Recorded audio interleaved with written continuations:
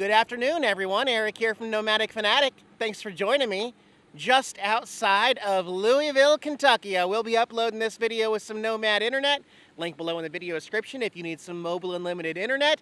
The sunshine is coming out. It is drying the ground behind me, and I think it's finally time to take old Black Betty out of the trailer and go for a little ride around Louisville today.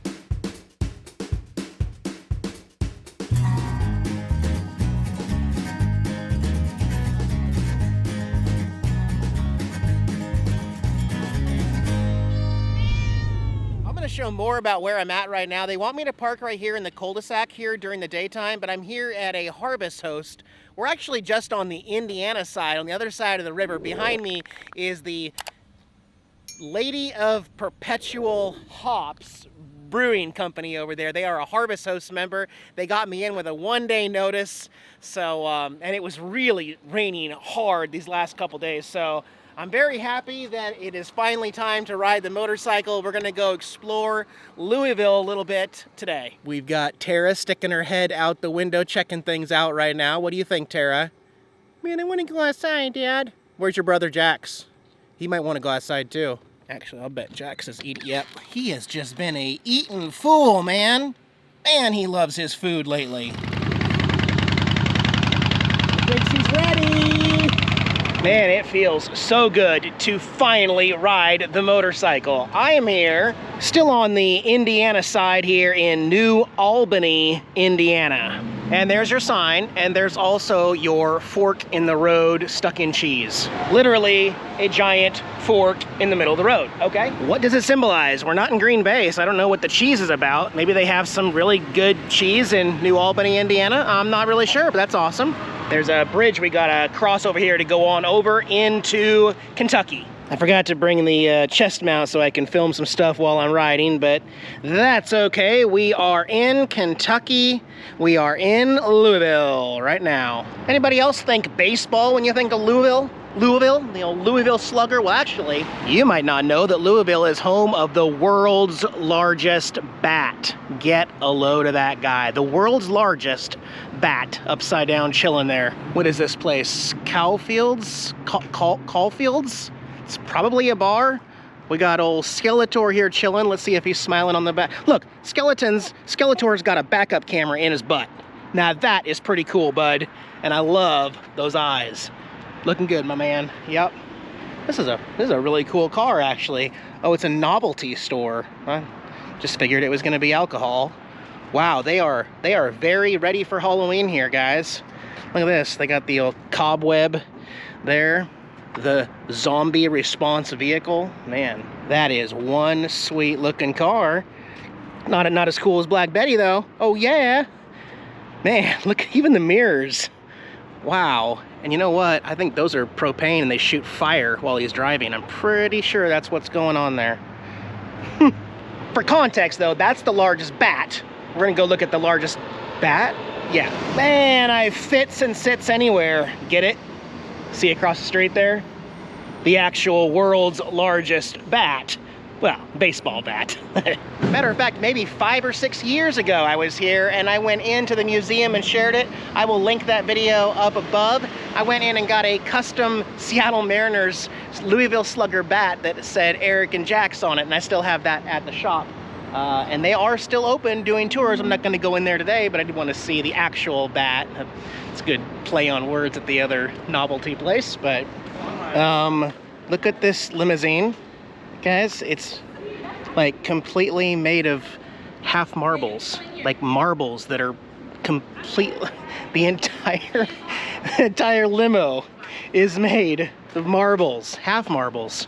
That is interesting. Even the hood, oh my gosh. It looks cool from a distance. It looks even cooler up close. Huh, quirky. That's a butt. Show some class, guys. That's a butt. I've seen a lot of Statue of David replicas here in the United States. This one's made of pure gold and he's not wearing any pants, and I do apologize for not censoring that. But since the bar there is pet friendly, I may even take Tara in the stroller and see how things go as well, but I definitely want to give Jax a chance to socialize and get out of the RV for a little bit. So I'm going to ride on back to where we're parked there. All right, I'm going to get Black Betty back put away in the trailer before the rain hits here. As long as I can get 2 rides a week, I think I'm gonna be happy. I really need it. And for the next video, I'll get things sorted. I gotta work on a microphone and a mount for my helmet so we can moto vlog while we're traveling together and exploring. But get this packed away, then we'll go inside the brewery. Boy, I just barely made it before the rain started pouring again, and we are soaking wet once again. Do have another fifth wheel RV that's pulled in across the street from us. He'll have to do the same thing. They want us to stage here in the cul-de-sac until they close and then move to their main parking lot over there. The bar over there is slowly, people are leaving constantly. This whole lot was full when I left on the motorcycle. Now everyone's leaving, so I don't know if it's gonna rain all night or not. We're just gonna have to wait and see what's going on here. I did want to go inside and bring Jax or Tara, but I just cannot believe how much it has rained 5 days straight out here.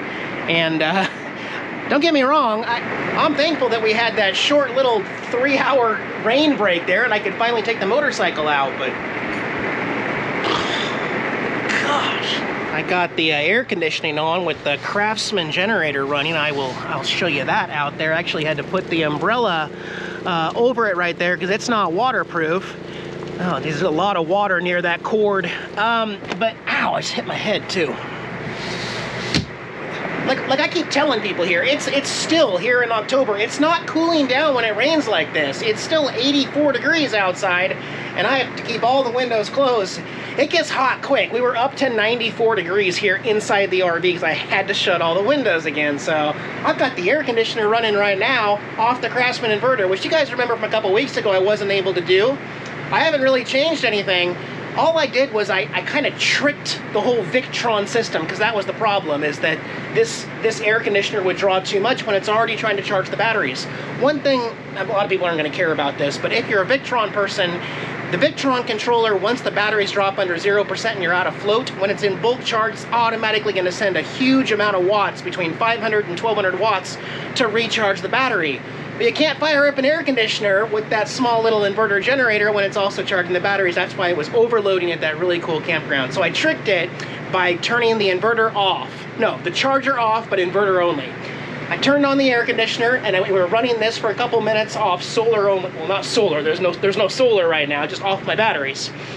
And then, once this is drawing about 1280 watts, I turned the charge controller back on for Victron. It was a 0, and then it slowly started climbing up to about 540 watts, because I set it to a 7.7 amp limit. And so we went from 1200 watts to about 1700 watts, and we're staying still right there and able to run everything in the RV off that little inverter, which I couldn't do before. Saves me a little bit from, having more problems with the Onan generator. But it is taking a little more time to charge the batteries because we're at a lower rate. If you can see, we're at 93.3%, and it's getting like 0.1% every 5 minutes. So really, really super slow, but at least it's working right now. Man, it is just miserable outside. I am so sick of this. It's just been a really weird week. Hey, Skeletor. It's been a very, very soaking wet, strange week, and I don't know. People scold me all the time for bad weather planning. Eric, you can just look at the map. Please, guys, please. There was no rain this week. They just continued, and I was waiting there back when I was at the other place in Indiana, because the next day was going to be 0% chance of rain. Well, they added 100% chance of rain, and they added it to the next day, which is today. Now tomorrow and Monday are also going to be raining, and it's like, what can you really do? I guess just really, really, Eric, enjoy these tiny little small amounts of no rain. That's all I can really do right now. I am just exhausted and just so sick of the non-stop rain in the Midwest. 365 days a year. Not all day, like you guys saw earlier today, it was okay. But every single flippin' day. Oh gosh, I'm so over it. Hey guys, real quick, let me get you caught up on a few things going on in my life here and give you a little Jax update. Because if you've been following my channel, you know by now that Jax has been diagnosed with hyperthyroidism, and he's on his medication, which is, we're definitely seeing some improvement, which is a really good thing. We're getting him into Texas here at the end of the month to get a new blood count and to see if we need to adjust the pills. I'm not having a problem administering the pills, but here is the problem. Let me explain this to you in a way that makes sense. If you're sitting at home and you have a stick and bricks house, it's going to be no issue for you to go to your vet and make an appointment every 3 to 4 weeks to get blood drawn and to be able to keep up on this nonstop, and Jax could live a normal, happy life. That's fine. But for someone on the road, there's this interesting thing where I've been calling veterinarians on the road, and one or two things happens. One, they're booked out months, which doesn't work if you need the blood drawn every 3 to 4 weeks. And two, what is more common is, oh, I'm sorry, we're not accepting new patients right now. Go back home to your normal veterinarian. We're not accepting new people. I'm not new, I'm just a traveler who needs some veterinary services. So once I realized how difficult it was going to be to maintain and get blood work and to be able to get this done on the road, I have two options. One, quit traveling. You have to buy a house, Eric, and you have to make sure Jax is okay. Or two, look at alternatives. And besides the pill form of the methimazole, there are two other options. One is surgery, which terrifies me, but they can literally go in there and remove the tumor on the thyroid gland. And two is one that is been highly recommended by several of my YouTube viewers and my patrons, and that is the iodine radioactive treatment, or the I-131 treatment, which is done at select vet hospitals. I don't want to get into the specifics, but it does have a very good, solid success rate, up over 85%, and it targets just that area with radiation. That's the only problem, and then you're kind of without your cat. I've heard anywhere from 3 to 5 days to 7 to 14 days to up to 20 days while they continue to test the radiation levels in your cat. It does sound kind of scary, but it is a one-stop, one-shot, one radiation fix, and then you're done, and you move on, and the cat lives a happy life without that problem. So I had got the referral from the last veterinarian that I visited in East Alton, all filled out for a service here in Sugarland Veterinarian, who does this specific stuff. I got the referral, sent it to him. I've been waiting ever since I left Illinois for a response, hoping to get it booked because I'm on my way to Texas, kind of. I just got this email here later today. RE Jax's referral for I-31. We apologize, but at this time we are no longer accepting outside non-patient referrals for our radiation treatments. Due to coronavirus and high demand for veterinary services, even our valued clients are on a wait list for treatment now up to 4 to 6 months. Thank you. Thank you for what? I'm not in the club, so I can't get the treatment no matter. This is another roadblock in getting Jax's health back up to date, and it stressed me out today a little bit. It really did. I'm not giving up. There has got to be somewhere out there. I mean, money is no issue. I have money saved up for the surgery to pay out of pocket.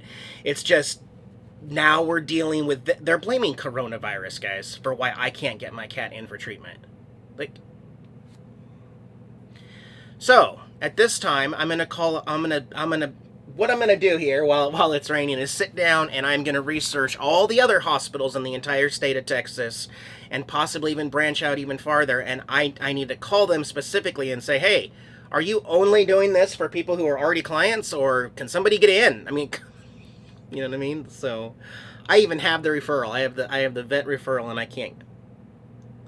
To say I'm frustrated would be an understatement. I'm really, really trying to keep my cool here. And also here, I was really excited about doing this new trip through Indiana, Kentucky, Tennessee, Smoky Mountains, and then all the way to West Virginia and North Carolina. Get a load of this. This is the weather forecast for the next 10 days.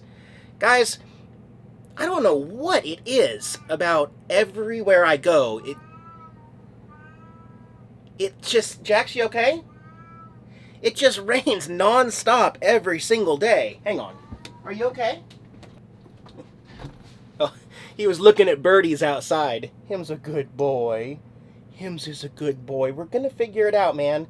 If any of you in Texas, anywhere in Texas or nearby, can help me, I have the referral from a veterinarian. I need to get the I-131 treatment done at any cost. I just need to get in the door. If anybody has some push, or if there's a veterinarian or someone who knows a veterinary clinic that does that service, if you can reach out to them and tell them that I'm desperate here and this is super important as a traveling cat. I mean, I would really, really appreciate it, guys.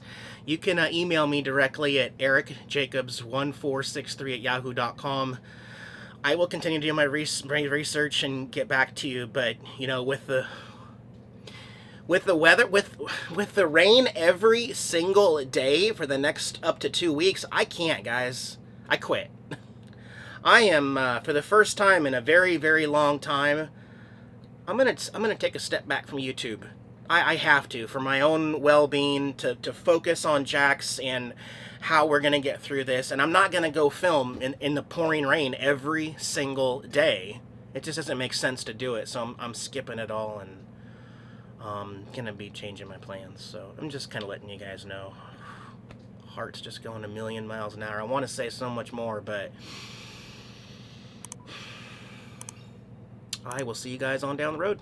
Bye, guys.